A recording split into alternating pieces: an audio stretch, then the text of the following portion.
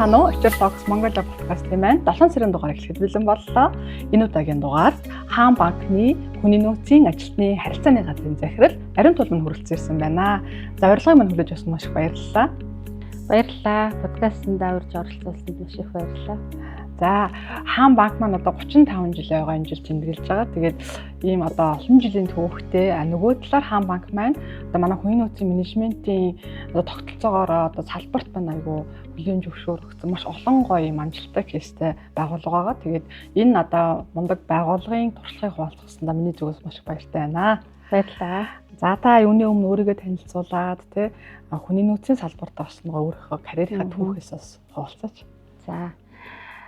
За намайг Ариун Тул гэдэг. Би Хаан банкны хүний нөөцт ажилтны харилцааны газрын захирлаар ажилладаг. За миний мэргэжил бол хуульч мэргэжилтэй. За Монгол Улсын их сургуулийн хууль зүйн сургуулийг төгсөөд тэгээ хүний нөөцийн салбарт одоо ингээд орсон. За сургуулаа төгсөөд залуу туршлагагүй ажилтан байсан төгсөгч байсан учраас хүний нөөцөөр анхлан ажиллах ийм боломж гарч ирсэн. Тэгээд хүний нөөцт ажиллаад тэгээ хуульчийнхаа мэргэжлэр ажиллана гэж бодож орсон боловч өнөөдрийг хүртэл 20 гаруй жилийн хугацаанд ер нь гарч чадахгүй ажилдаа дурлаад одоо өнөөдөр хүртэл хүний нөөцийнхаа салбарт ингээд ажиллаад явж байна. Тэгээ банк санхүүгийн салбарын чиглэлээр мэргэжсэн хууль зүйн магистр зэрэгтэй юм хүн байна. Nice. Ер нь манай хүний нөөцийн салбарт нөгөө хууль зүйн суурьтай хууль суртан хүмүүс аяг байдаг те. Хууль эрх зүйн суурьтай хүмүүс байдаг. Тэгээ яалч бидний ажлын нэгсч өөрөө тэр шүү дээ. За баярлалаа.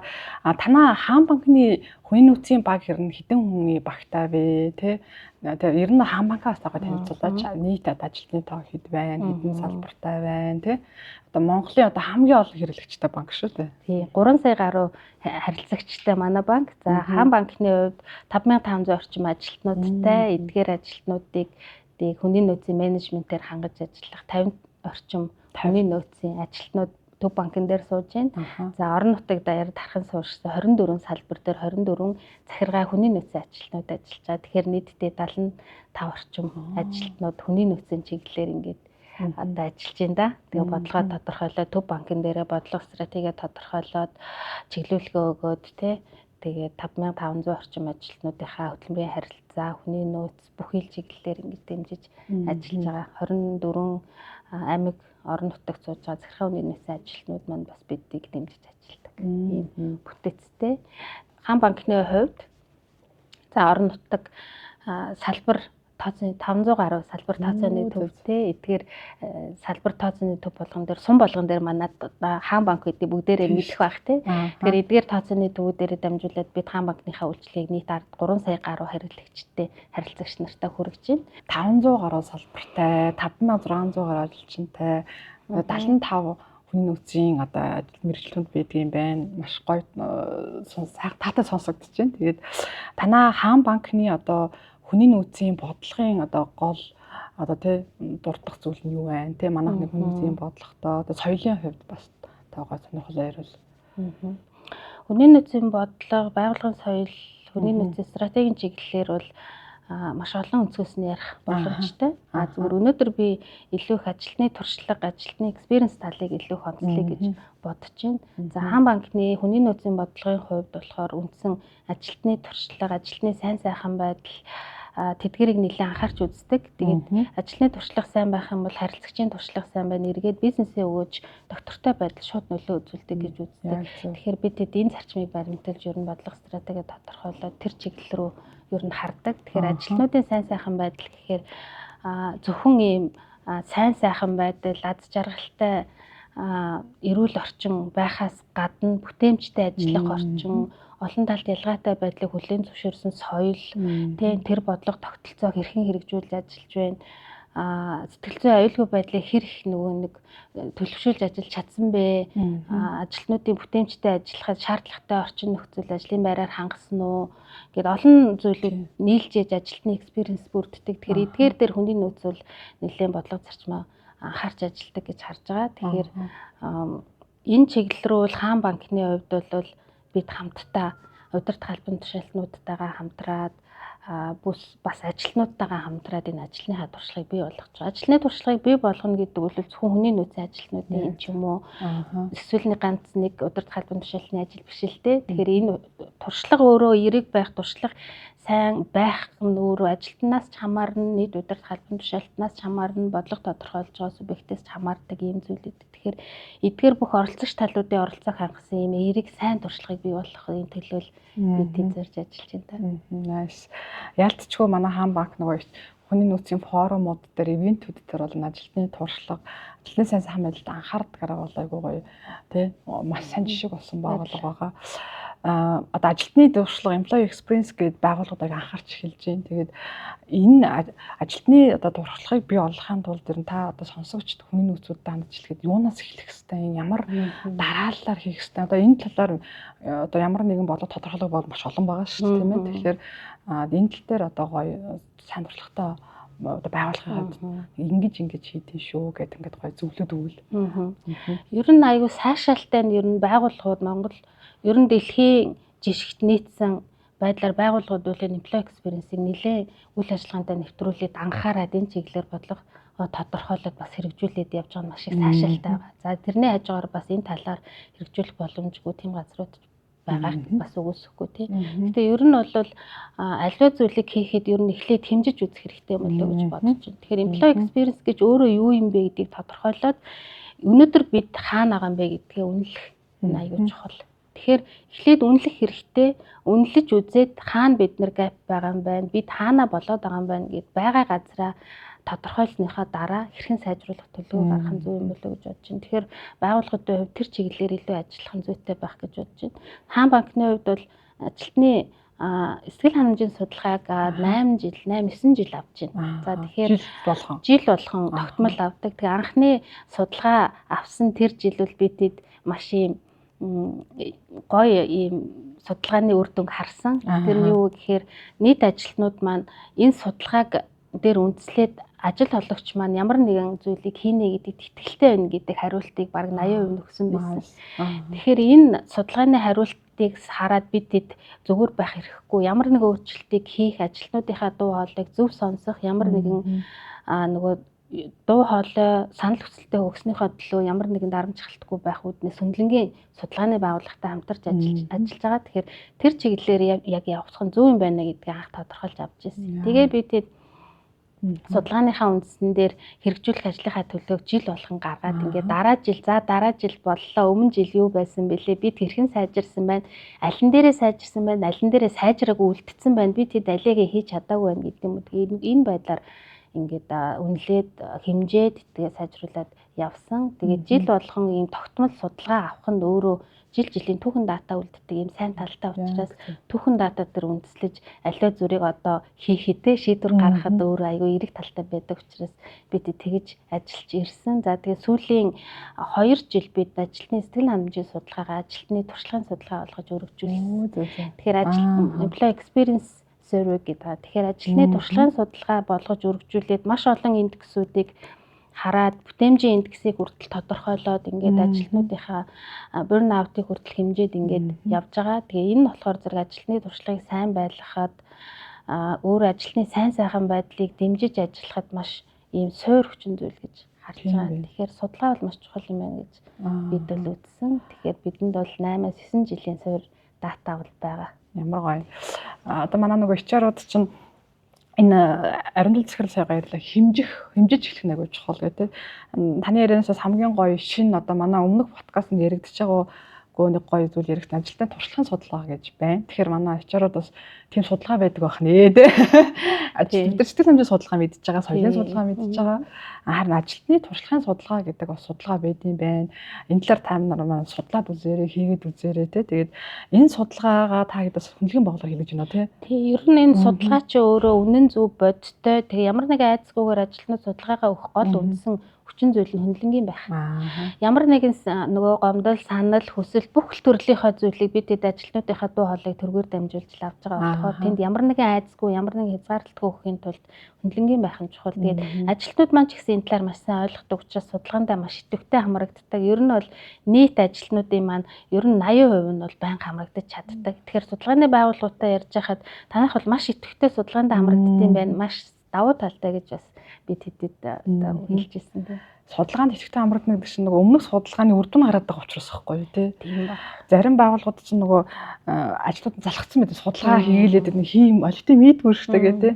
Тэгэхээр энэ ард нь судалгааныхаа үр дүнгээс ажлын дуу хоолой сонсоод шинжлэл хэрэглээ явьж байгаа нь бас айгүй ажлууд нь харагддаг. Учраас бас гоё идэвхтэй оролцдог байх нэ тэгээд. Судалгаан дээр бас нэг юм нэмээ хэлэхэд бид бол хөндлөнгийн байгууллагатай хамтарч ажиллаж байгаа ч гэсэн банк дотроо тэр судалгаан дээр үндэслэж хэрэгжүүлэх ажлын төлөвийг бол нийт удирдах албан тушаалтнуудтайгаа бүр C-level-ийн түвшинээс ахуулаад хамтарч ажилладаг. Энэ бол маш их давуу тал гэж харж байгаа. Зөвхөн хүний нөөцийн ажил биш. Энэ бол нийт удирдах албан тушаалтнуудын хамтдаа хэрэгжүүлсэн энэ ажлын үр дүн гэж бид хардаг. Тэгэхээр нийт удирдах албан тушаалтнуудаа бас баярлалаа гэж хэлмээр байна тийм. Тэгэхээр удирдах албан тушаалтнуудаа бас айгүй гоё идэвхтэй оролцдог байх юм шиг тийм. Хамтдаа ингээд өөрийнхөө харийн ажилтнуудын сэтгэл ханамжийг дэвшлүүлэхийн төлөө бид юу хийх ёстой вэ гэдэг дээр хамтарч ажиллаж чаддаг. Бид манай удирдах албан тушаалтнууд бол бүгд хүний нөөцийн менежер гэдэг менежерүүд байх ёстой гэдэг ийм mindsetтэй байж чаддаг гэж боддог. Өстой гоё кейс нөгөө HR-уудын бас нэг одоо асуудал зовлон гэх юм уу нөгөө удирдлагуудтайгаа ойлголцохыг чухал гэдэг шүү дээ. Тэгээд HR-ууд маань одоо бүх түвшний удирдлагуудтай маш сайн ойлголцчих юм бол нөгөө ажлууд айгүй сайн явна. Нөгөө талаар хүний нөөцийн бодлого маань айгүй сайн хэрэгжин тий. Энэ айгүй чухал байгаа. Тэгэхээр танах тэр удирдлага болгон HR гэдэг одоо бодлоготой юм шүү дээ. Ер нь удирдлагуудаа сургалт хийж гин үү тэр бүх удирдлагуудаа та өөрөө бас HR менежер шүү гэдэг майндсетийг сурлахын тулд ямар хэлбэр хийдэг юм. Тийм. Ер нь бол энэ зөвхөн өнөөдөр ингээд нэг та HR менежер шүү гэж хэлээ болчдөг зүйл биш юм байлээ тийм. Тэгэхээр ер нь бол хүний нөөцийн үе үеийн баг хамт олнууд энэ дээр чиглэж ажиллаж ирсэн. Өнөөдрийн ер нь бол бас нэг юм дуртад хэлэхэд өнөөдрийн ярьж байгаа зүйлсүүд бол одоо би хаан банкны хүний нөөцийн өнгөрсөн 35 жилийн хугацаанд хийж хэрэгжүүлж ирсэн бүх ажилтнуудын бүх баг хамт олны хийж хэрэгжүүлсэн зүйлс ингэж төлөөлж ярьж байгаа гэдгийг бас онцлмаар байна. Зөвхөн миний амжилт биш. Энэний цаана бол манай баг хамт олон дээрэс нь үе үед ингэж хийж хэрэгжүүлж ирсэн ажилтнууд маань хамтарч ажилласан удирдлагууд маань дэмжсэн бас ингэж тогтолцоо маань байгаа гэдгийг бас дурдхан зүйтэй. Хаан банк бол хаан банк академитай. Тэгэхээр бүгдээрээ мэдчихэж байгаа академиараа дамжуулаад бид тэд удирдах албан тушаалтнуудаа сургах, хөгжүүлэх, хамтарч ажиллах ийм ажлуудыг хийдэг. Тэгээд хаан банк академи дээр бол 8000 гаруй ийм онлайн сургалтууд байгаа. За тэгээд бүх төрлийн чиглэлийн сургалтууд байдаг. Тэгээд мөн хүүхд тасрах чөлөөтэй ажилтнуудаа урт хугацааны чөлөөтэй байгаа ажилтнуудаа бас сургаж хөгжүүлэхийг бас орхиогүй эрдэм аппликейшн гэдэг хаан банк академи маань бас нэг салбар гэдэг юм уу байгаа. Тэгэхээр эрдэм аппликейшнаараа дамжуулаад бид бас сургалт хөгжлийг хүүхд тасрах чөлөөтэй байгаа ажилтнуудаа болон чөлөөтэй байгаа ажилтнуудаа хүргэдэг. Тэгэхээр эдгээр академиараа дамжуулаад бид энэ онлайн болон мэдээж дан онлайн сургалтыг тавихгүй бас танхимын сургалтуудыг бас хийдэг. Тэгэхээр эдгээр сургалт хөгжлөөрөө дамжуулаад ажилтнуудын майндсет, удирдах албан тушаалтнууд бол хүний нөөцийн менежер байх ёстой шүү гэдэг сургалтуудыг өгөхөөс гадна хүний нөөц өөрөө яг удирдах албан тушаалтнуудаа яг тулж хамтарч ажилладаг. Жил болгон бидэд хүний нөөцийн менежерийн өдөр гэд намар хийдэг. Тэгээ бүх удирдах албан тушаалтнууд маань хүний нөөцтэйгээ хамтраад маш амжилттайгаа хүмүүсээ удирдаа, чиглүүлээд, амжилт гаргаад ингээд ажилласанд нь баярлалаа гэдэг удирдах албан тушаалтнуудаа талархал илэрхийлсэн юм өдрийг бас хийдэг. Тийм тэгээ эдгээр шилдэг хүний нөөцийн менежер, шилдэг ёс зүйтэй менежер, шилдэг гүйцэтгэлийг удирдлагыг хэрэгжүүлдэг менежер гэдэг тийм менежерийн аваарцуудтай, шагналуудтай тэгээ эдгээрээ дамжуулаад бас эдгээр шагналыг авж байгаа хүмүүс бас нэлээд хичээл зүтгэл гаргаж ажилладаг юм байна. Тэгэхээр за сургалтууд байна, янз бүрийн нөлөөллийн ажлууд байна, соёлын ажлууд байна. Тэгэл урт удаан хугацааны хамтын ажиллагаа танд үндэслээд удирдах албан тушаалтнууд маань хүний нөөцийн менежер гэдэг майндсеттэй одоо болсон болов гэж харж байгаа. Ер нь бол манай ганаа захиралч гэсэн хэлдэг ер нь удирдах албан тушаалтнууд 2 малгайтай ажиллах ёстой шүү. Нэг малгай нь бол people manager буюу хүний нөөцийн менежер, нөгөө талд нь болохоор functional буюу яг үйл ажиллагааныхаа төвшөнд өөрснийхөө чиглэлийг удирдах ажиллах ёстой шүү гэх. Тэгэхээр эдгээр ойлголтуудыг өгөх, тэр чиглэлээр дэмжих те. За тэгээд яг ийм 2 малгайтай ажиллахад зориулсан тогтолцоог нь бий болгох гэдэг олон талаас нь ажилласны хүчинд ер нь бол эдгээр майндсет суусан болов хамтарч ажиллах соёл бүрдсэн болов гэж харж баярлалаа.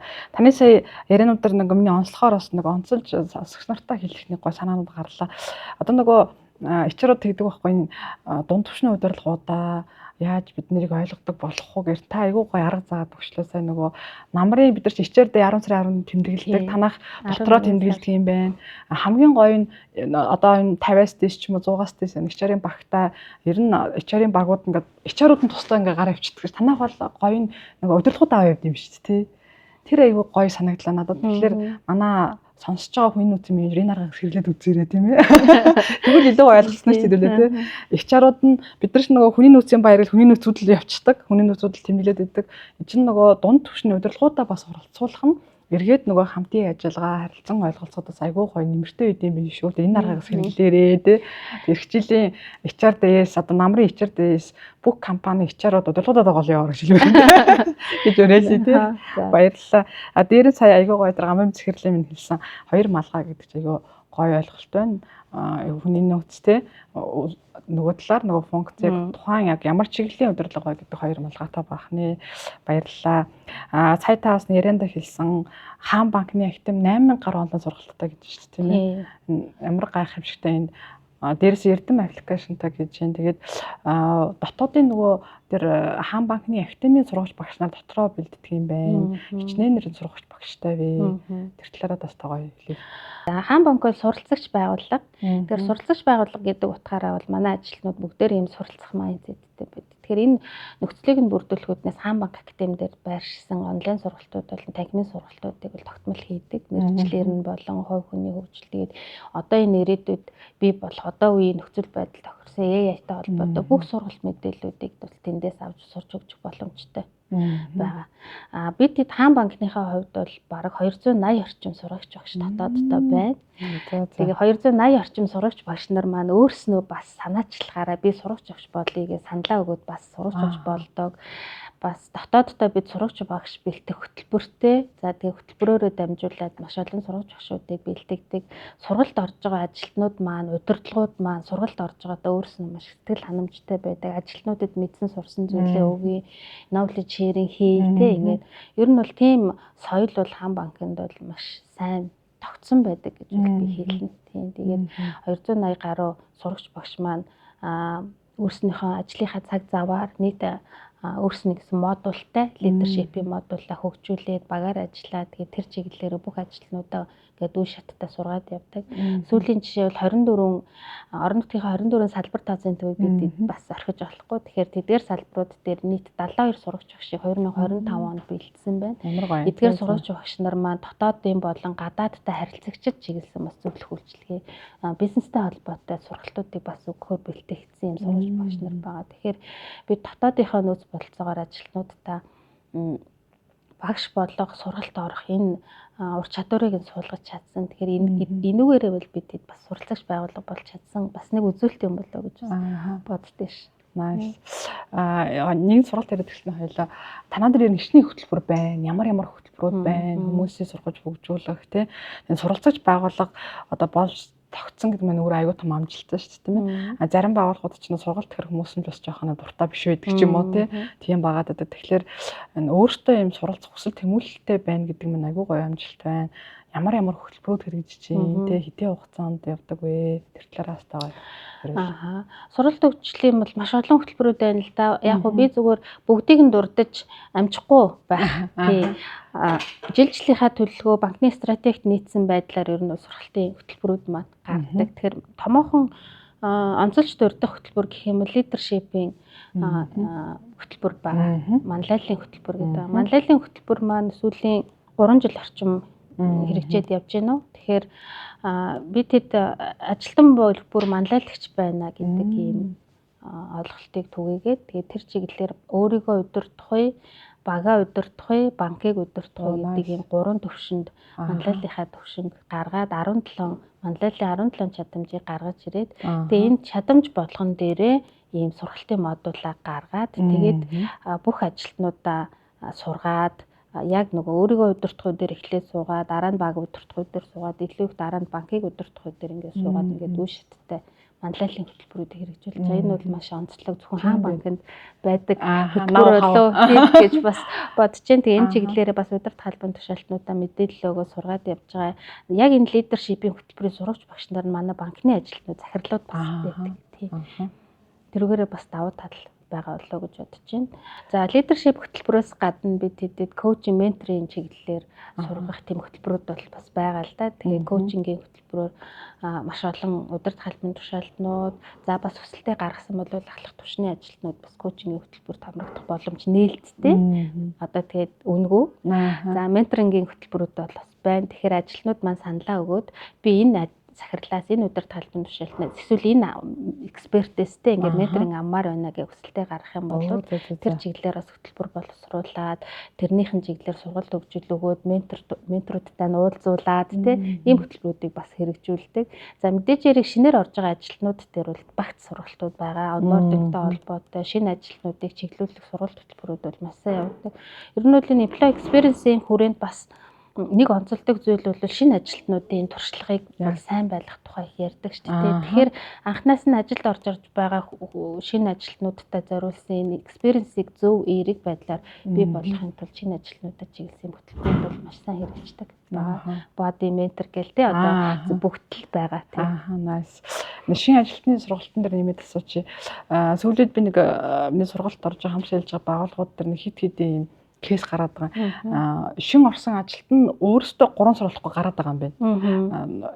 Ингээд яг байгаа хүмүүс нь гайгүй байна гэдэг байгаа байхгүй. Харин яг шинээр орсон хүмүүс нь чиглэхгүй гараад байна гэдэг асуудал. Тэгэхээр сайд нь шинэ ажилтны туршлага айгуу чухлаг ярьлаа шүү дээ. Тэгэхээр танай байгууллагын хувьд шинэ ажилтны сургалтын дээр нь яаж явагддаг вэ? Одоо тэр хүний чинь одоо энэ л би баах хэрэгтэй байна гэдэг тэр мэдрэмжийг өгөхийн тулд энэ байгууллага нэг хэсэг болъё гэдэг тэр гоё зорилготой болгохын тулд танах чаа юу хийж чинь та нэг деталаас ингээд хөөрхөн тип өгье юм л дээ. Ажлаас гаргалтын ерөн судалгаануудаас харахад хүн ажилтнууд ер нь эхний 1 жилдээ аяг их оролт гаргалт ихтэй байдаг харагддаг тоон судалгаанаас харахад. Тэгэхээр хүмүүс бол эхний 1 жилдээ нэлээд савлгаатай байдэв шиг үлдэх үү явах уу гэдэг шийдвэрийг гаргахын тулд тий. Тэгэхээр бид тэд ажилтнаа анх ажилдаа орж ирсэн тэр мөчөөс ахуулаад эерэг experience бий болгохын төлөө ажилдаг гэсэн удирдах албан тушаалтнуудтайгаа хамтраа тухайн ажилтныг хүлээж авч байгаа багтайгаа хамтраа тий. Тэгэхээр ажилтнуудын ширээг засч хүлээж авах тэгээд ерөнхийдөө яг тухайн ажилтнуудад ажилд орсон эхний өдрөөс нь ахуулаад ойлгомжгүй тодорхойгүй байдал бий болохгүй тул бүх зүйл нь ойлгомжтой тодорхой байх чиглэлээр л нэлээд анхаарч ажилладаг. Хаан банкны нэг хэсэг болох юм бол танд ийм давуу талтай, ийм онцлог давуу талтай, ер нь бол сурч өгчих боломжтой, карьер ахих боломжтой гэдэг юм ажилтнуудын маань өөрснийх нь хүсээд байдаг тэр боломжуудыг нэлээд нээлттэй танилцуулах, нээлттэй боломжийг нь ойлгуулах тэр чиглэлээр ингээд хамтарч ажиллах боломжтой шүү. Зөвхөн таны хичээл зүтгэлээс бас хамаарна шүү гэдэг талаар нэлээд ойлголтуудыг өгөхтэй. За эдгээр бол маш чухал юм шүү. Тэгээ баг хамт олонны нэг уур амьсгал маш чухал. Тухайн шинэ ажилтныг ингээд ороод ирэхэд нь чиглүүлдэг, тийм ингээд сайхан ухтаж авдаг. Банк хамт олонныхоо нэг хэсэг болохын төлөө бас тэр хамт олноос бас тэ удирдах албан тушаалтнаас хичээл зүтгэл гарна шүү дээ. Тэр чиглэлд та нар хамтарч ажиллаарай гэдэг чиглэлээр удирдах албан тушаалтнуудтай бас нэлээд чиглүүлэг өгдөг. Ахлахуудтай ялангуяа өдөр тутамдаа хамтарч ажиллаж байгаа удирдлага бол захирал гэхээс илүү бас ахлахууд байдаг. Тэгэхээр ахлахууд ч бас хүний нөөцийн менежер шүү гэдэг чиглэлээр бас чиглүүлэг өгөөд ингэж ажилладаг учраас ажилтнууд маань ажилдаа орсон анхны өдрөөсөө л ер нь бол хаан банкны нэг хэсэг байх юм байна гэдгийг ойлгоосой, тэр туршлага нь бий болоосой, тэр нөгөө нэг ажилдаа орсон анхны өдөр нь мэдээж мартагдчихгүй сайхан туршлага бий болоосой гэдэг дээр нэлээд хичээж ажилладаг л та. За тэгээд цаашдаа ер нь бол яг ажил өөр гүйцэтгэж явах явцад нь ер нь бол ийм аливаа зүйл тодорхойгүй байдал дээр л хүн ер нь нэлээд эргэлздэг тий. Шийдвэр гаргахад нэлээд сөрөөр нөлөөлдөг шүү дээ тий. Тэгэхээр ийм байдал бий болохгүй байх нь чухал юм уу гэж бодож байна. Яг зөв. Тийм альвал тодорхойгүй байхаар л хүн бухимдал стресс хэлдэг шүү дээ. Тэгэхээр очирдоос хэлэхэд шинэ ажилтнанд ерөөсөл одоо алхам бүрэн магадгүй дараа хаана хүрхэн тий хүлээлт бүх зүйл нь тодорхой байвал бас гоё доктортой байх нэ. Тэгээд өнгөрсөн жилээ манай HR магазин дээр бас манай хаан банкны гамбар захирлын туршлага орж исэн. Тэгээд энд харахад нөгөө танаа дундаж ажилласан нөгөө доктортой ажилласан хугацаа бас айгүй гоё таатай харагдчихсэн тий. Таны одоогийн 26 оны байдлаар танаа доктортой ажилласан дундаж жил нь хэд байна тий. Ер нь нийт одоо ингээд нөгөө үе үеэр нь харьцуулахад ямар үеийнх нь хэдэн үеийг эзэлж байна. Та тэр талаас нь бас нэг тодорхой ирэл. Бид хэд ер нь жил болгоно нөгөө орлого гаралтынхаа коэффициентийг угаасаа хэмжээд явж байгаа шүү дээ. Байгууллагууд бүгдээрээ л тэгдэг. Тэгэхээр энэ сүүлийн жилүүдэд бол манай доктортой байдал бол орлого гаралтын коэффициент бол маш эргээр өөрчлөгдөж байгаа, маш багасж байгаа. Одоо 2025 оны байдлаар 5-аас 6% орчим төрнөөр рэйттэй гарсан байна. За нийт дундаж ажилласан доктортой ажилласан жил бол 9.8-аас 10 жил байна. Ер нь бол 10 жил. За дундаж наслалт маань манайх 35-аас 36 насны хооронд хэлбэлцэж байна. Тэгэхээр ер нь бол эдгээр үзүүлэлтүүдээс харахад бол хаан банк бол маш доктортой ажиллах хүчинтэй гэж харагдаж байгаа. Энэ өөрөө бас их сайн үзүүлэлт байна. Тэгэхээр дундаж нь 10 жил байна ч айгүй гоё. Эргэс 5-аас 6 өгдөж ч бас айгүй гоё үзүүлэлт байгаа байхгүй юу тийм ээ. Тэгэхээр одоо ингээд энэ доктортой байна, эргэц байгаа нэг чинь өөрөө нөгөө менежмент айгүй сайн байна гэсэн үг шүү дээ тийм ээ. Тэгэхээр юу гэж асуух гэдэг нь ихэд тань ингээд нэг гоё одоо жишээ нэг хаан банкны ажилтан гэхээр одоо жишээ нь та 3 үгээр тодорхойлооч гэвэл ажилтан болгонд чинь байдаг нэг соёлын илэрхийлсэн ямар 3 үг байна тий хүмүүс бид нар ингээд тэднийх нэг иймэрхүү байдаг да гэдээ ярьдэн шүү дээ тэднийх нэг иймэрхүү энэ байгууллага тийм бахаа гэж ярьдаг шүү дээ. Тэгэхээр танаа ажилтны одоо ажилтнаас үнэртдэг 3 үнэртэй одоо үнэр гэдэг нь өндрийн үнэр биш шүү дээ соёлын ямар одоо гоё зан чанарыг харуулдаг вэ тий тэр талаараа та бас гоё тодорхойлвол ажилтнуудын хувьд болохоор илүү 3 үгээр тодорхойлох юм бол би сэтгэл ханамжтай, тэгээ ажилдаа дуртай, тэгээд өөрчлөлтөд илүү их нээлттэй байдаг гэдэг ийм 3 үг л надад санаанд орж байна тийм. Бид нар одоо олон байгууллага ажилтан байлаа гэхэд хаан сэтгэл ханамжтай, хаан ажилдаа дуртай, тэгээ хаан өөрчлөлтөнд бэлэн байгаа ажилтан тэр хаан банкны ажилтан байна гэж харах нь шүү дээ. Ер нь нэг тийм нийтлэг зүйл аяга харагддаг байхгүй болохоор за энэ тэр байгууллага нэг иймэрхүү байдаг шүү, соёлонтэй гэд баярлалаа. За танай байгууллагын хувьд бас одоо нөгөө дараачийн залхамж халаагаа бэлдэх тал дээр бас гоё туршлагатай. Ер нь таалантуудаа яаж татдгийг, яаж бэлддгийг та тэр талаар бас гоё хуваалцаач. За ер нь бол манай гүц захиралч гэсэн хэлдэг. Манай хүч бол дотроо байдгаа гэж ер нь бол тийм хэлдэг. Тэгэхээр би тэр дотоодосоо таалантуудаа нэлээд хөгжүүлж, биелд хийж тэ таалантуудаа хөгжүүлэх юм бодлого бол баримталдаг. Анхан шатны ажлууд дээр гаднаас ажилтнуудаа сонгон шалгаруулж аваад илүү их ингээд дэвшүүлэх, карьерийн хувьд өсгөхтэй хөндлөн болон дэшээ өсөх байдлаар ингээд ер нь хүмүүсээ дэмжиж ажилладаг. Тэгэхээр залгамж халаа талант менежментийн хүрээнд бол залгамж халаагаа бид дотроосоо илүү их бэлдэж ингэж тодорхойлоо. Нийт удирдах албан тушаалтнуудын маань ихэнх хувь нь 90% нь ер нь бол бид дотроосоо дэвшиж ингэж анхшны ажилласаа тоцны төв дээр ажиллаж байсан ажилтнууд маань өнөөдөр захирал болсон ийм түүхүүд бол маш олон байдаг. Тэгэхээр энэ бодлого соёл бол хаан банкны хувьд бол онцлог болов гэж бодож байна. За талант менежментийн хувьд болохоор миний санахыг 2011 оноос хойш ер нь бол энэ чиглэлээр яриад би талант менежер гэдэг албан тушаалтай байсан. 11 оноос хойш. 2011 оноос ярьж байсан. Анхныхаа судалгааг хийгээд 9 нүдээр үнэлээд гэдэг. Угаасаа тэр зүйлсүүд маань хийгдсээр ирсэн. Тэгээ илүү мэдээж эрэг сайжирна, өөрчлөгдөн, хүний нөөцийнхөө бодлоготойгоор нийцсэн те зарчмууд тодорхойлогдоод ингэж ил болгон сайжраад хүрээгээ тэлээ явж байна. Тэгээд талант менежментийн хүрээнд би тэд ажилтнуудаа үнэлж जैन, талантуудаа тодорхойлж जैन. За тэдгээр ки ажилтнуудаас тодорхойлж जैन. Тэрнийхээ залгамж ажилтнуудыг тодорхойлоод залгамж ажлын сургалт хөгжлийн төлөвлөгөө гэдэг ингээд цогцоор нь ингээд хэрэгжүүлээд ингээд явж байгаа. Төв. 2011 оноос санах таланттай анхаарсан гэхэд айгүй эртнээс анхаарсан биз дээ. Бид нар ч сүүлийн үед талант менежмент гэж байгууллагууд одоо миний мэдхийн өнгөрсөн 2 жилээс талент менежер гэж албан тушаал гаргаад талент хариуцсан захирал гэдэг албан тушаал гаргаж ирсэн байхгүй юу. Танай хувьд би нэг хаан банкны хувьд 2024 оны нөгөө манай зангиас явсан форум дээр гамбам цэглэр талентынхаа нөгөө нав хав хуулцж ирсэн. Тэгэхэд бол талентын менежментийн талаар аягүй сайн кейстэй юм харж ирсэн. Нөгөө талаар цэцэгмаа шиг нөгөө талент менежментийн ном дээр танаа бест кейс орсон байдаг шүү дээ. Тэгэхээр цэцэгмаа багш номоо гаргахдаа бас бидэнд санал тавьсан талент менежментийн чиглэлээр бидэнд мэдээлэл өгөөч гэдэг тэрэн дээр бидэд бас нэлээд мэдээлэлүүд өгсөн баа. Гэр хамгийн анх эхэлсэн байгууллага юм биш үү? Тийм ээ, Монголдоо бол. Тэгэхээр анх л 11 он, 12 он гэдэг чинь дөнгөж судалж эхэлж ирсэн л хугацаа шүү дээ. Ер нь талент гэж юу юм? Талент гэдгээ юу гэж тодорхойлох юм? Бид хэд энийг яаж авч хэрэгжүүлэх ингээд судалж эхлээд яг дүрм журам болгоод хэрэгжүүлээд ингээд тэ ажил дээр ингээд ашиглаад ингээд явсан үе маань ингээд явсаар өнөөдрийн түвшинд бол хүрч ийн л да. Тэгэхээр талент менежментийн ер нь бол бид хүмүүсээ үнэлээд зогсох бол одоо биш. Тэрний цаана тий хөгжүүлэн, тогтоон барина. Тэгээд таланттай холбоотой ер нь бол талантаар тодорхойлогдсон ажилтнуудын карьер хөгжлийн үед ямар бодлого баримтлах уу тий аль нүдэн дээр байгаа ажилтнууд дээр ямар бодлого баримтлах уу гэдэг чиглэлээр илүү их тэрийг бийжүүлж, хэрэгжүүлж ингэж хэрэглээндээ ашиглах ийм нөхцөл боломжийг хэрэгжүүлж ажиллаж байгаа нь бас илүү хөгжилж явж байгаа мó гэж харж байгаа. Nice. Айгуу гоё юу байна?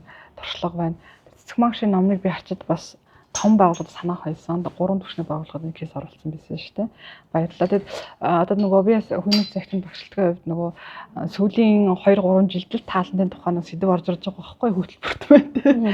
Тэгэхээр нөгөө танай хувьд бүр 11 оноос хойш гэдэг бол үнэхээр гоё таатай байна. Хаан банкны хувьд бас нөгөө HR business partnership гэдэг ойлголт энэ талаар бас танах аягүй сайн туршлагатай шүү. Одоо тэр талаараас гой хуваалцаач. Одоо ер нь бол бүх юмны л анхдагч байгаад ш танах нэг шинэ ойлголтуудын тий.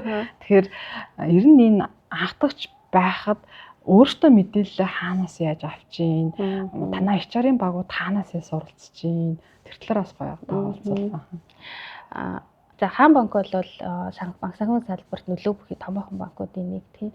Тэгэхээр бид том банк гэдэг утгаараа ер нь өөрчлөлтөд манлайлагч байх, өөрчлөлтийг төвчилэгч байх гэдэг зарчмыг бол баримталж ажилладаг л да. Гэхдээ бид хэд нэг мундаг одоо бидэнд ч ихсэн сайжруулах зүйл байна. Бид ч ихсэн бас суралцаар л явна те. Өдөр тутам суралцж байна, байнга л суралцж байна. Тэгэхээр шин зүйлүүдийг болохоор нэвтрүүлэх, шин санаа санаачлагуудыг гаргах ёстой шүү гэдэг нөгөө манай байгууллагын соёл өөрөө тийм болохоор бид хэд бол байнга л суралцж байна. Гадны экспертүүдээс суралцж байна. Дотооддоо бас бие биенээсээ суралцж байна, хөгжиж байна. Манай хүний нөөцийн баг бол бас л нөгөө суралцагч байгууллага гэдэг утгаараа манай Academy бас Coursera, LinkedIn, Udemy гэдэг ер нь гадны нөгөө платформудаас AI HR гэдэг тийм эдгээрийг бол бас нээлттэй ажилтнуудтай бас сурах хөгжих боломжоор нь олгодог. Зөвхөн HR-таач биш банкны дотроо. За тэгээд бас гадны сургалтуудад бас хамрагдаж байна. Жил болгон бид тэд ер нь ажилтнуудаа гадны конференцэд ингэж явуулахыг бас хичээдэг. Тэгээд Сингапур Малайз гэдгээр нөгөө олон улсад болж байгаа Солонгос зэрэг конференцэд бол бас явуулж ажилтнуудын ур чадвараа нэмэгдүүлэх чиглэлээр бас дэмжиж ажиллаж байна. За бизнес партнерын модельийн хувьд хаан банк нэвтрүүлээд 3 жил орчим болж байна. За мэдээж шинэхэн байгаа бидэнд бас сайжруулах шаардлагатай зүйлсүүд байна. Бизнес партнерын газар хүний нөөцийн бодлого бизнес партнерын газартай. Тэгээ газарт маань одоогоор 10 орчим ажилтнууд ажиллаж байна. 5 бизнес партнертай. Тэгээ бизнес партнерууд маань илүү их бизнесүүдэд партнерлаж ажиллах, стратегийн төвшөнд хүний нөөцийг стратегийг тодорхойлох, стратегийн төвшөнд ажиллах хүчний төлөлтийг хийхтэй. За эдгээрийг удирдаад ингээд явж байгаа. Тэгээ партнерууд маань илүү их бизнесийг ойлгох, бизнестэй хүний нөөцийг партнерлаж ажиллах чиглэлээр илүү их төлөвлөгөө ажиллаж байгаа. За форум гэж ирсэн дээр би бас гоё лавдад нэг хэдэн зүйл асууч. Тэгээд би ингэ сонсч байсан нөгөө Сингапурын форумд явсан хүмүүст нөгөө Сингапурын форумд оролцож исэн гадныхан танаа Монголын хаан банкныхан манай форумд аягуулсаа оролцдгоо гэдээ бүр онцгойлон дурдж исэн гэсэн аахгүй. Тэгээд би ямар лагийн тэр Монгол улс гэхээс илүү хаан банкыг тогтооцсон байх гэдэг чинь өөр аяга мундаг форумд оролцсон юм байна гэсэн үг шүү дээ тийм ээ. Тэгэхээр ер нь хаан банкны зүгээс одоо манай хүний нөөцийн салбарын ямар форумд хүмүүсээ оролцуулж байна. Форумд оролцоод ирсэн хүмүүс мань ирээд одоо яаж гой бусдаа мэдлэгээ түгээж ажил хэрэг болгож байна. Тэр талаараа бас гой хуваалцаад одоо утгагүй бас намар маань солонгосын форум болгож байна. Ер нь форумд оролцохын давуу тал нь юу вэ? Та энэ дээр бас гой сонсогч минь урайлаад гоё яриад өгвөл. За баярлалаа. Бас их гоё мэдээ. Ер нь бол Хаан банк ажилтнуудаа форумд оролцуулах мэдээж дэмжинэ. Аль болох оролцуулах. Ер нь бол гадны форумд оролцоод ирэх давуу тал бол маш их штэ тий. Форумд явсан хүмүүс маань ч гэсэн мэдж байгаа ажилтнаа явуулаад буцаж ирээд нөгөө ноу хавыг сонсоод мэдээллийн шеэрлээд ингээд явж байгаа байгууллагууд ч гэсэн өөрснөө энийг маш сайн мэдж байгаа. Ер нь бол яг нүдээр үзээд, чихээр сонсоод, яг ингээд гарт барьж үзээд хүмүүстэй нэтворкинг үүсгээд яг тэр орчинд нь очиод дэлхийн олон сайн туршлагыг сонсоод ирнэ гэдэг бол энэ бол өөрөө маш давуу тал л да. Ажилтнууд маань илүү их сурч хөгжиж байна, туршлага судалж байна, нүдээр харсан юм ажил дээр авчраа хэрэгжүүлж байна. Тэгээд энэ олон давуу талуудыг дурдаад авах юм бол ер нь бол дуусахгүй байх гэж. Тийм ч учраас ер нь бол бид хэд ер нь дотооддоо ч гадагшаач тэр энэ форум ямар янз бүрийн арга хэмжээнүүд дээр ингээд нэтворкинг үүсгэх, суралцах тал дээр нэлээд дэмжиж ажилладаг. Хаан банкны. За суралцаад ирсэн ажилтнууд маань мэдээж эрг өөрснөө баг болоод биднээс ингээд яг явж ирсэн нөгөө туршлагаа хуваалцдаг ийм бид хэд мэдэж авлаа, ийм шин содон зүйлүүд байна. Энэ хэсэг дээр манахаас төрүүлж явж байгаа юм байна. Энэ хэсэг дээр болохоор бид хэд бас яг л тэг мөр зэрэгцэжтэй ингээд бас алхаж байгаа юм байна. Бидний давуу тал бол энэ байна. Форум дээр очиод сонсохоор болохоор зэрэг бид хэд бас л зарим тохиолдолд нэг л ижил зовлон бэрхшээлүүдийг бас ярьдгийм байна гэдэг ийм танин мэддэг ингэж сурсан энэ майндсет нь өөрчлөгдсөн байдлаар ирдэг. Тэгээ ажилтнууд маань мэдээж хэрэг форумоос суралцаж ирсэн зүйлүүдээ мэдээж ажил дээр хэрэгжүүлэх ястай тий. За 100% биш юм ахэд ямар ч байсан хэдэн хувийг хэрэгжүүлээд бас ажиллаж байгаа туршлагууд бас нэлээдгүй байна. Тэгэхээр ямар ч байсан давуу тал бол маш их. Тийм учраас ажилтнуудаа форумд оролцуулах, гадагшаа явуулах, хүмүүстэй танилцуулах, ийм шин соднуудын нэхэм зүйлүүдэд бас нээлттэй оролцуулж байгаасай гэж бас зөвлөмөр байгаа. Баярлалаа нааш. Тэр аягүй чухал нөгөө форум дээр одоо очиж сууж монголчууд гэдэг байхгүй. Бид нартай л адилхан зовлонтой юм биш тэгээд бид нар нэг гадных гэхлээр аягүй юм одоо зовлон багтаа ч юм уу эсвэл энэ одоо бид нар тулгарч байгаа асуудал бид нарт тулгарч байгаа гэж боддог ч юм уу нэг тийм байд юм шиг. Форумд очингууд ер нь л одоо энэ бид нарт тулгарч байгаа асуудал чинь бас дэлхийн нийтийнх юм байна шүү. Энэ улсууд ч гэсэн ингэж байгаа юм биш шүү. Энээс яаж гарсан гэдэг наав хавыг сонсчхороос арай илүү гоё юм илүү ихтэй ажиллах илүү одоо урам зоригтой байх нөлөөлт юм болов уу гэж би бол хардаг.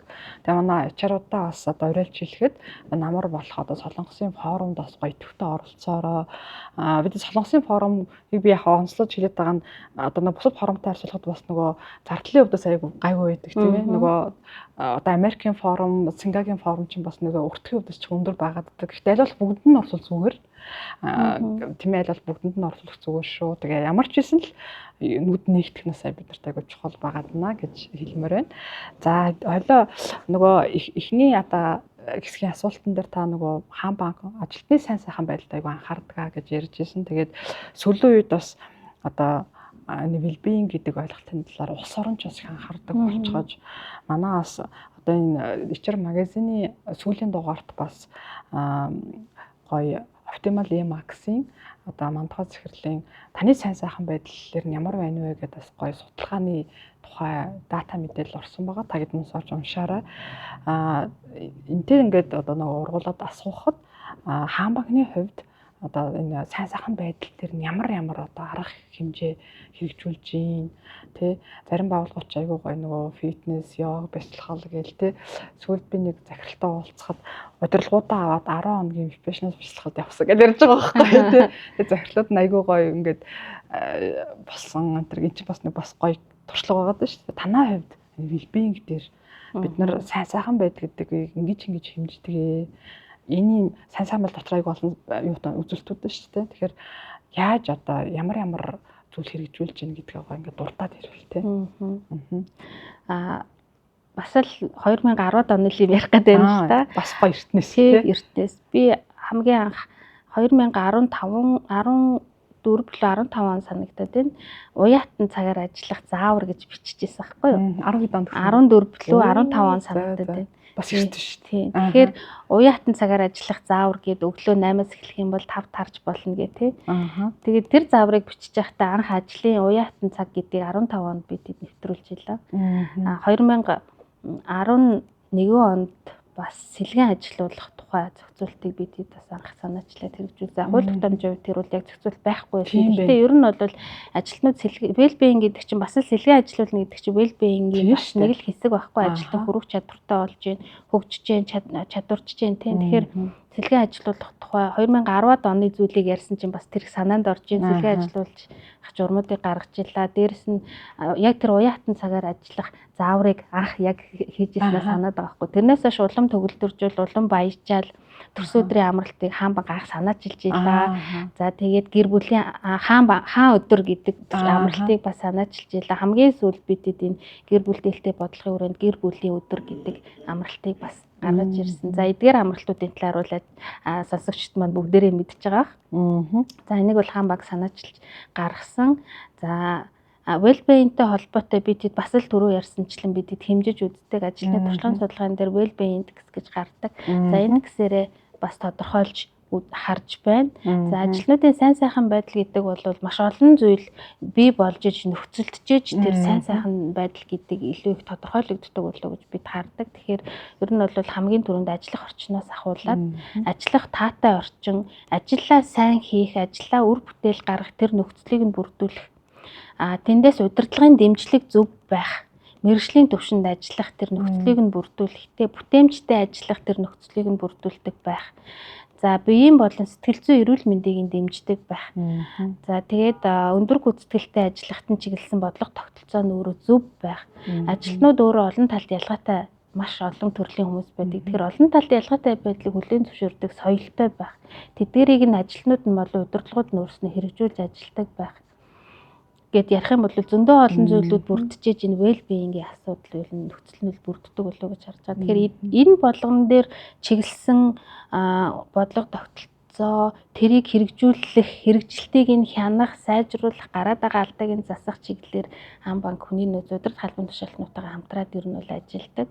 За жишээг нөгөө ямар ч бас нөгөө кейс жишээнүүд гэх юм бол нөгөө сайн дурын клубүүдийг бол бас мэдэх байх. Тэгээ бүх төрлийн клубтэй, cooking клуб, hiking клуб, тэгэл бүжгийн бараг 10-ад клуб байна. Тэгээ 10-ад клубүүд чинь бас ажил олгочоос тодорхой хэмжээнд дэмжин ажилтнууд маань залуучууд маань ингээд өөр өөрснийхөө сонирхлоороо нэгдээд ингээд бас гоё дуртай юм хийгээд явахад нь банкнаас тодорхой хэмжээнд дэмжиж ингээд явхад бас тэг кино клуб энэ гэдэг. Тэгэхээр тэгээд явахаар ажилтнууд маань бас сэтгэл зүйн үед бас аюу гай өөдрөг байдаг. Бас well-being хангагдаж байдаг.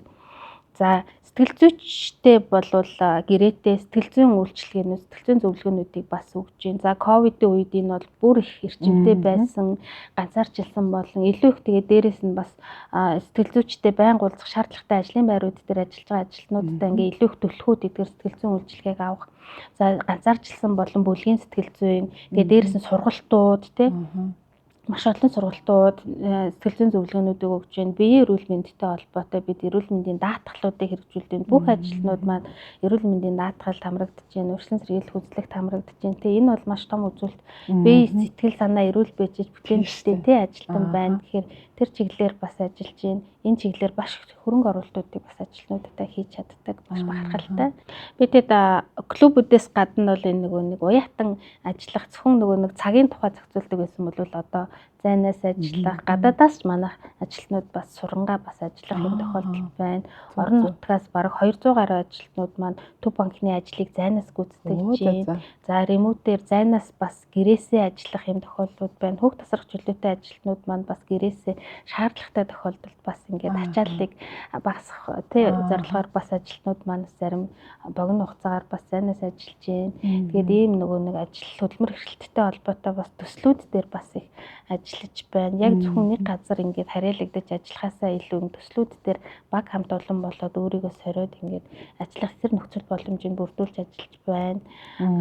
Тэгээ иймэрхүү зүйлүүд нь бүгд л нийлээл ажилтны well-being-ийг үүсгэж байгаа. Дээрэс нь бидэд бас л энэ олон улсын зээлдэгдэгч байгууллагуудын бас шаардлага л да. Энэ өөрөө нэг олон талтай ялгаатай байдлыг таад хэрэг хүлээн зөвшөөрдөг вэ? Тэр чиглэлээр хэрэг бодлоготой вэ? Шүүл үлээх бодлоготой юу? ажилтны санал хүсэлт гомдлтыг хэрэг нээлттэй хүлээж авдаг вэ? Ажилтнууд маань нээлттэйгээр ямар нэгэн айцгүйгээр ингээд санал гомдлоотой илэрхийлэх юм бодлого тогтолцоонд байна уу гэдэг шаардлагуудыг тавьдаг. Бид хэд бас энэ чиглэлээр бас дүрм журамтай ажилтнууд маань шаардлагатай санал хүсэлтээ гомдлоо гаргадаг юм тогтолцоотой. Энэ болохоор бас л эргээд сэтгэл зүйн аюулгүй байдлыг бий болгож байгаа чухал нөхцөл гэж бас харж байна. Nice. Саяны одоо ихтэн ч олон юм дурдуу тийм ээ.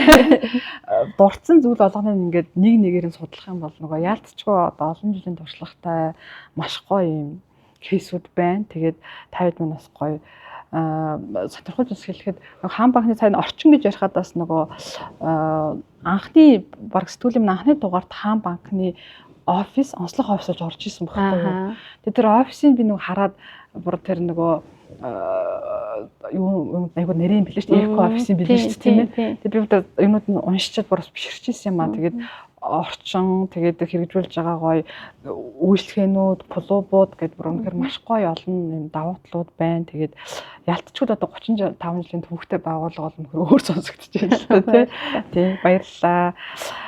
Та нөгөө клуб дээр ярихад одоо байгууллагууд бас ингэж л нэг клубчин бас нэг ажилтнуудыг сургуулж хөгжүүлэх бас нэг төлж шүү дээ тийм ээ. Тэгээд зөвхөн сургуультад зөвхөн ширээний ар суух бол ойлголт биш. Клуб бас хүмүүс маш сайн хөгжүүлдэг.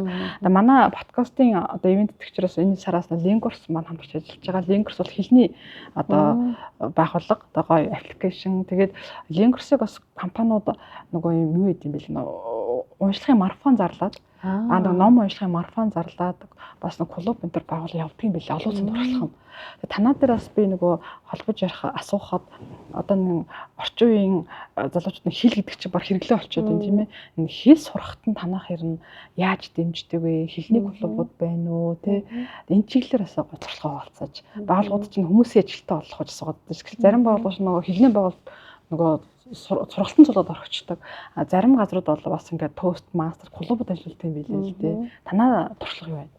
За салбар тооцооны төв дээр ажиллаж байгаа ажилтнууд маань харилцагчтай илүү их нөгөө олон тий гадаад харилцагч нартай харилцах хэрэгцээ шаарддаг гардаг учраас салбар тооцооны төв дээр харилцагчтай шууд харилцдаг гадаад хэлтэй ажилтнуудтай хэлний нэмэгдэл өгдөг. Тэгэхээр энэгээрээ бол бас ажилтнуудыг хэлний талаас нь дэмжиж ажиллаж байгаа нэг жишээ болоо гэж бодсон. Тийм байна. Хэлтэй байсан давуу тал өсөж штэ илүү цалин аваад за гадаад хэлний нэмэгдэл өгч тий.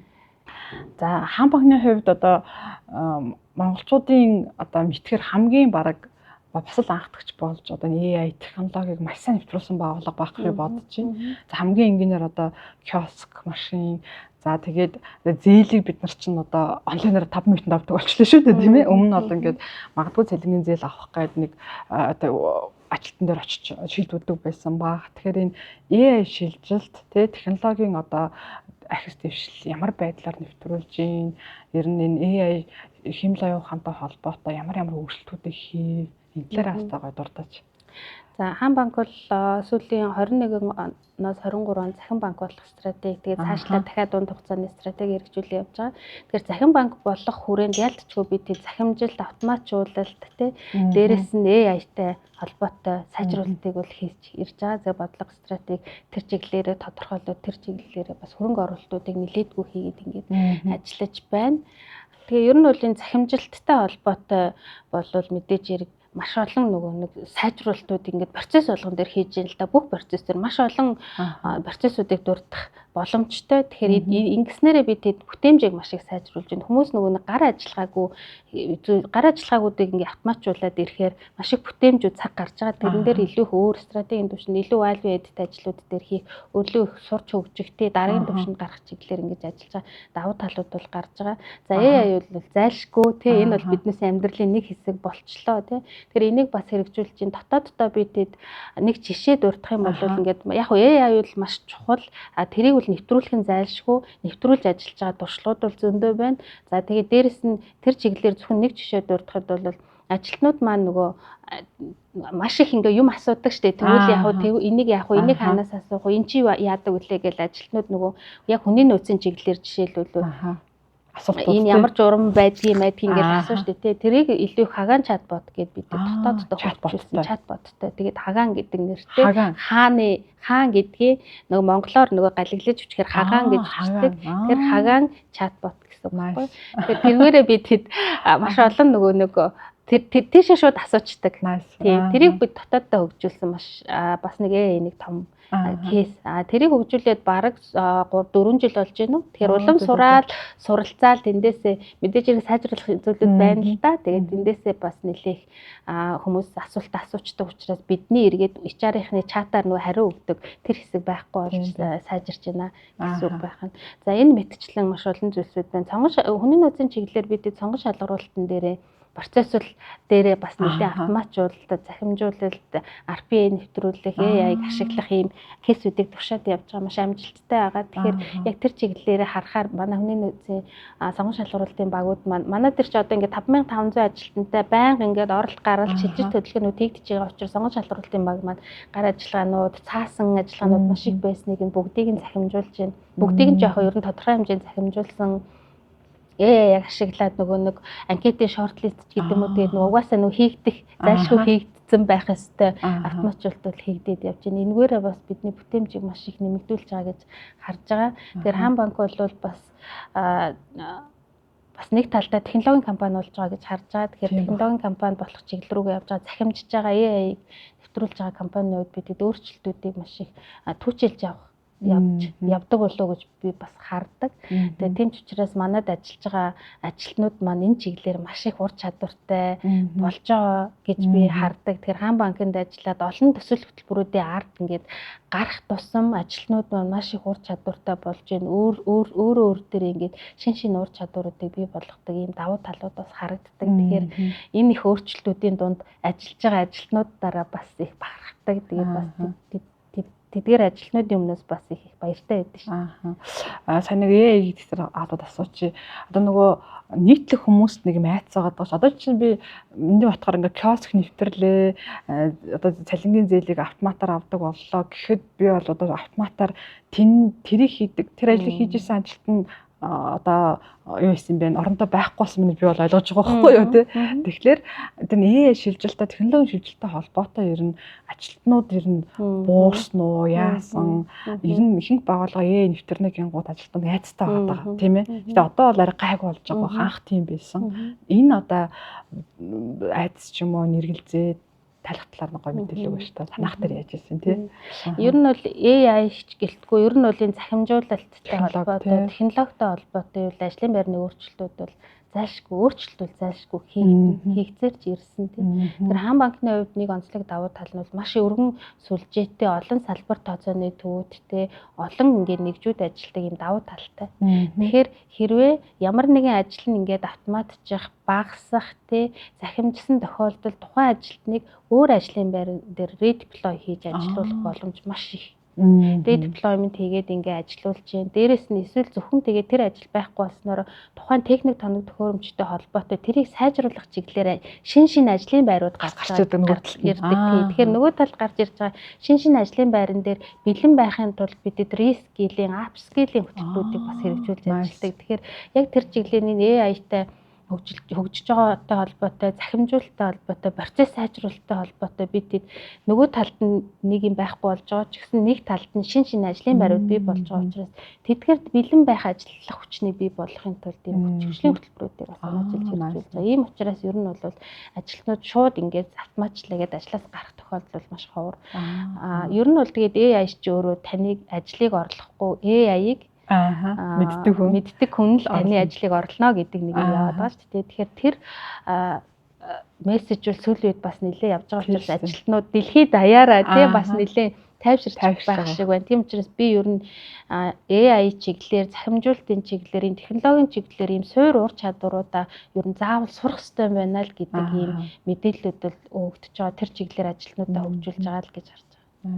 Тэгэхээр энэ өөр айгүй гоё кейс нь ихэнх хүмүүс тэгж харж байгаа шүү дээ. Энэ самхал хийсэн баха тий гэж харж байгаа. Гэтэл энд нөгөө талд нь бас тэрнтэй холбоотой тэр өөрчлөлттэй холбоотой шинэ ажлын байрууд гарч ирж байгаа учраас reskilling, upskilling хийгээд хүмүүсээ гоё өөр ажил хийх явчихсан юм байна. Тэгэхээр бас айлтгүй юм шүү тий. Тэгэхээр энэ дээр болохоор зэрэг ажилтнуудаас бас хичээл зүтгэл гаргах шаардлагатай юу. Энэ их сургалт хөгжлийн боломжуудыг ашиглаад ингээд гоё сураад хөгжөөд өөрийнхөө ур чадварыг илүү их нэмээд өөрийнхөө нөгөө нэг туулж туудсан тэр туршлагаа нэмээд тий ингээд улам их хөрөх чадвартай байгаа зах зээл дээр гарсан ч гэсэн тухайн дандаа хаан банкнд байхгүй байлаа гэж бодоход хөтөлбөрийн зах зээл дээр гарсан ч гэсэн ийм ур чадвартай ийм ажиллах хүчин бий болж байгаа болоо гэж бас харж байгаа. Яг зөв. Ер нь нөгөө би өөрөө банк санхүүгийн салбарт бас хийнэсэн захирлын хувьд хаан банкнаас хүн авахаар айгүй хүнд хүмүүс ирдэг. Энийг ч уншлаарай. Одоо яг тоо үед бас яг танаа юунаас хүмүүс авчихсан шүү. Тэгэхэд нөгөө ер нь банкны салбарт ажилласан хүмүүс тий ялангуяа манай хаан банк, голлон банкнд ажиллаж байсан хүмүүс маш сайн одоо тий боловсрсан, маш сайн одоо сурсан байдаг. Яалтч бүр харагддаг тий. Тэгэхээр бас энэ салбартаа бас маш сайн хүний нүс бэлдэж өгч байгаа байхгүй та гэж. Баярлалаа. Ер нь банк санхүүгийн салбар чи өөрөө ер нь бол тэр жигтэй зохицуулалттай байгууллага. Маш олон дүрм журам шаардлагууд тусгай зөвшөөрлийн үндсэн дээр үйл ажиллагаа эрхэлдэг нэг талдаа. Нөгөө талаас харахаар бид хэд бас л орчин үетэйг нийцүүлээд энэ өөрчлөлтийг ингээд нөгөө манлайлаад явах хэрэгтэй ийм шаардлагууд байдаг тийм. Эдгээр дээр ажилтнуудаа нийцүүлээд ийм ур чадвартай ажилтнуудыг яг нөгөө нэг дүрм журмаа дагаж мөрддөг яг зохицуулагч байгууллагын шаардлагыг хангасан нөгөө талдаа өөрчлөлтийг түүчилдэг ийм бэлэн ажиллах хүчин бий болгохын тулд ер нь бол банк санхүүгийн салбар ер нь ажиллаж байгаа болоо гэж харж байгаа. Тийм ч учраас ер нь бас банкнаас ажилтан авахд ер нь бол нэлээд ур чадвартай хүмүүжсэн, тогтсон тийм ийм ажил хийж сурсан ийм мэдлэг ур чадвартай хүмүүс байдаг болоо гэж бодож. Тийм. Тэгэхээр бас үнэхээр гоё хүний нүс бэлдэж өгдөг шүү. Ер нь бас за баярлалаа. Бидний ирээ бол бүр аль хэдийн цаг болчлоо. Тэгээд ариун тул захирлаасаа бас одоо манай подкастыг бас одоо HR-аар сурч байгаа хүмүүсээс аягүй сонсдог. Дөнгөж одоо HR-аар ажиллаж эхэлж байгаа хүмүүс аягүй сонсдог. Тэгээд залуу HR-уудаа зөвлөж хэлэхэд те та бас өөрийгөө анх ажиллаж ирсэнаа үе бодоод ер нь та HR-аар ажиллаж байгаа бол амжилттай байхын тулд ер нь ямар мэдлэг чадвартай байх хэвээр өөрийгөө яаж хөгжүүлэх хэвээр тал дээр нэг зөвлөгөө өгөөч те. Нийт залуу хүний нөөцүүдтэй хандаж хэлэхэд ер нь бол хүний нөөцийн ажил бол маш гоё ажил. Ерөөсөө байнга суралцж идэг, байнга ингээд нөгөө хөгжиж идэг. Уйдах завгүй гэдэг шиг тий. Одоо би бол 20 гаруй жилийн туршлагатай хүн гэхэд ерөөсөө суралцаар байна. Шин ингээд суралцах боломжууд гарч ирсээр байна. Тэгэхээр хүний нөөцийн ажил бол маш гоё ажил. Чин сэтгэлээ гаргаад хийхэд бол маш гоё юм ажил шүү гэдгийг бол дурдмаар байна. Тийм учраас таад маань ажилдаа хайртай байгаарай. Ажлынхаа төлөө ингээд байнга суралцагч байгаарай гэж бас хэлмээр байна. Тэгээд хүн байгаарай. Бас үнэн байх юм бол ер нь бол амжилттай ажиллана шүү гэж бас хэлмээр байна. Мэдээж хэрэг мэдлэг ур чадвараа байнга дээшлүүлж ингэж байх нь зөв. Нөгөө талдаа бас хүн байх тэр зан чанараа хүнийг удирдах гэсэн үг шүү дээ. Хүний нөөцийн ажил гэдэг бол хүнийг удирдах ажлыг бас хийж байгаа учраас хүн байх өөрөө бас хүн байх тэр чиглэл рүү бас анхаарч яхах зөв юм болоо гэж бас боддоо шүү дээ. Хүн байх, үнэн байх гэдэг чинь айгүй чухал байхгүй тийм ээ. Ичээр өөрөө одоо ажилтнаа нэг өөрөөр хандаал тий цаашаа нэг өөр хандаал нэг худлаа дүр гаргаад эхлүүл итгэлгүй болоод эн чинь нөгөө бас тий байгууллагын ажилтнууд ханамжгүй байхад нөлөөлнө шүү дээ тийм ээ. Тэгэхээр энэ айгүй чухал гоё хоёр комент хэллээ. За өөр танаас бас нэмж асуухад одоо тантай ярилцахад ингээд нөгөө би ч өөрөө нөгөө сурагч багш бас ахтанд багш нөгөө сургалтын маш гоё юм нэр томьёод их яригдлаа л да нөгөө апскил, рескил тэгээд гоё нөгөө нэг юм нэр томьёод маш их яригдлаа. Тэгээд ер нь ирээдүйд ямар ур чадвартай хүмүүс хамгийн үнцэнтэй байх бол тий та юу гэж бодож байна. Тэгээд суралцагч байгууллагын энэ нэг захирлын хувьд тий хүмүүсээ гоё суралцах соёл сургасан байгууллагын одоо төлөвлөлийн хувьд тий ямар хүн үнцэнтэй байх вэ? Тэр талаар гоё дурдвал. Энэ чиглэлээр ер нь маш олон судлаачид бас артиклууд дээр бас бичсэн л байна. Ер нь бол мэдээж хэрэг нэг талд AI-ыг мэддэг ур чадвар яг ажил хийх талаасаа тий ур чадвартай тэр яг технологийн мэдлэг чадвартай хүмүүс бол зайлшгүй чухал.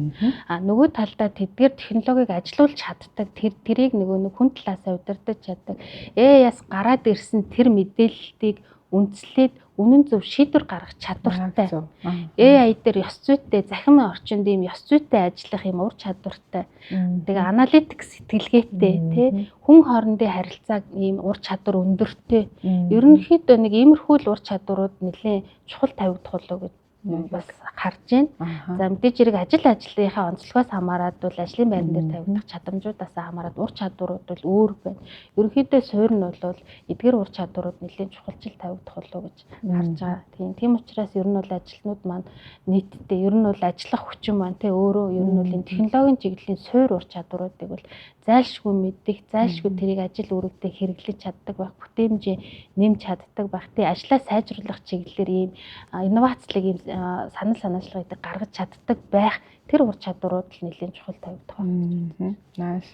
Тэгээ подкаст сонсогчдоос хэлэхэд энэ сүүлийн үед ер нь бол тулгаан 3 чулуу би бол тийч хараад байгаа 3 ур чадвар айгүй чухал байгаад энэ гурвангийн зэрэг хөгжүүлэх шаардлага гараад байна. Нэгдүгээр soft skill буюу хүн бах хүн тий харилцаа хандлага гадаа сайрмал зэрэглэн хэлдгээр тэр хүн бах, үнэн бах тий харилцаа ур чадвартай бах. За хоёрт нөгөө hard skill буюу тухайн хүний мэрэгжлийн ур чадвар. За гуравт нь ялчгүй дижитал ур чадвар орж ирж байгаа. Тэгээд энэ 3 ур чадвараар бид нэр юм зэрэг тэнцвэртэй хөгжүүлж илүү үнцэнтэй болох гаднаа. За миний хувьд даан гарсан сууш би өөр 5 сургалтанд суусан. Ямар мундаг. Өөрөө багш сурагч багшны хувьд чишээр өөр суралц дуртай хүний хувьд чишээр ингээ хаа AI-ийн онлайн болон офлайн сургалтууд хамрагдсан. 5 сургалт суусан байл одоо харахад. Тэгээд энэ маань эргээд бас миний нэг олон ажил амжуулахад бас яг нөлөөлж байгаа л та би өөрөө ч анзаараад байгаа.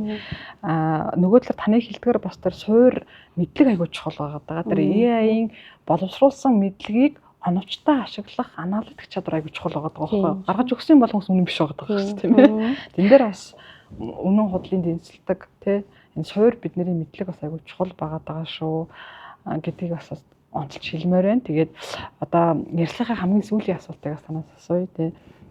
Бас миний асуугаагүй тий бас сонсогч нартай хэлэх гоё зүйлүүл хэлээд бүгдээрээ ярилцаад дуусгая. Тэгээд HR-уудаа урайлаад ч юм эсвэл банк санхүү салбараа урайлж ч болно тий. Ер нь банк санхүү салбарын чинь бас аягүй мундаг холбоо комьюнититэй юм билээ шүү дээ. Банк санхүү салбарын хүмүүсийн клуб бас байсан тий. Холбоо зөвлөлттэй юм билээ. Банк санхүү салбарын активтай. Манай банк санхүү салбар чинь өөрөө яалтчгүй маш мундаг бүх юмны түүчээ болсон салбар. Тэгээд энэ салбарын одоо хамгийн том компани одоо HR-ийн захирлаа болцож байна. Тэгээд та гоё урайлга байж болно, зөвлөгөө хийж болно тий. За юуны дөрөнд подкастт урьж оролцуулсанд маш их баярлалаа.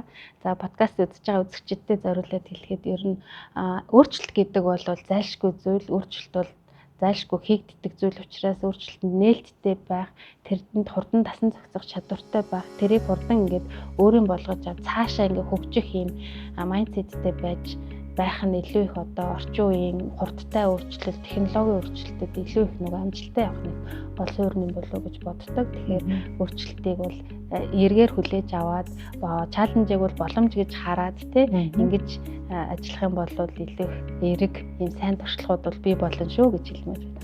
За баярлалаа. Тэгээд маш гоё үнцэнтэй үг хэллээ. Тэгээд өөрчлөхгүй гэдэг сонголт байхгүй тийм ээ. Өөрчлөлтөх нь бол зайлшгүй зүйл болчиход байна. Тэгээд бүх одоо подкастныхаа сонсогчдод хэлэхэд өөрчлөлтөнд бэлэн бай, өөрчлөлтийг таатай хүлээж, өөрчлөлтийг тэмрээ. Тэгээд за ингээд манай юунд итгэж байгууллагуудын гарын бэлгээ одоо 40-доо гатуулъя. Тэгээд би бас энэ олон жилийн 20 жилийн 10 жилийн 30 жилийн туршлагуудаа ярилцж байгаа манай хувийн нөхцөл салбарын түүчээ олсон захирлуудтай ярилцдаг. Тэгээд энэ хүмүүсийнхаа бас гоё мэдлэг туршлагыг дараачийн үеийнхэндээ хуваалцж байгаад нь баярлалаа гэж хэлээд бас гоё бэлэг өгөхийг хичээдэг байгаа. Баярлалаа. Манай подкастын ивент нарын гоё барын бэлэг байгаа. За эхний бэлэг маань болохоор манай ариун брэнд байгаа. Хөгжил трейд. За хөгжил трейд компани маань эмэгтэй захирлууд бас яг тохироход маш гоё юм хэрэглээтэй байдаг өгдөө. Тэгэхээр энэ хөгжил трейдийн гарын бэлгийг гардуулъя. За хөгжил трейдтэй баярлалаа. За энэ хөгжил трейдийн маань бас ингээ Нандин гээд хамгийн сүүлд гарсан брэнд. Тэгээд хөгжил трейдийн бас эмэгтэйчүүдийн шин одоо ариун цэврийн хэрэглээг гаргасан юм билээ. Тэгээд энийг бас өгч байгаа юм. Тэгээд Нандин бас хөгжил трейдийн бэлэг шүү.